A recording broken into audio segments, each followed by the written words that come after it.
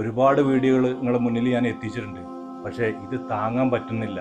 അച്ഛൻ വിഷമിക്കണ്ട കേട്ടോ, നമ്മളെ എല്ലാരും സഹായിക്കും.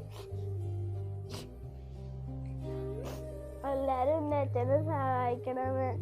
എന്റെ അച്ഛന് 2 കിഡ്നി തകരാറാണ്. ഡോക്ടർമാർ പറയുന്നത് എന്റെ അച്ഛൻ്റെ കിഡ്നി വേഗം മാറ്റി വെക്കണമെന്നാണ്. അർഹതപ്പെട്ട കുടുംബമാണ്. ഈ പൊന്നുമോളെ കണ്ണീരുകൾ കണ്ടില്ലേ? എൻ്റെ മോൻ പഠിക്കുന്ന സ്കൂളിലെ ഒരു കുട്ടിയാണ് വിനോദ് എന്ന് പറഞ്ഞ അത്രയും അടുത്തറിയുന്ന എൻ്റെ പ്രിയ സഹോദരൻ തന്നെ. അങ്ങനെ തന്നെ പറയാം. ചങ്കളെ കൈവിട്ടു പോകരുത്, സഹായിക്കണേ.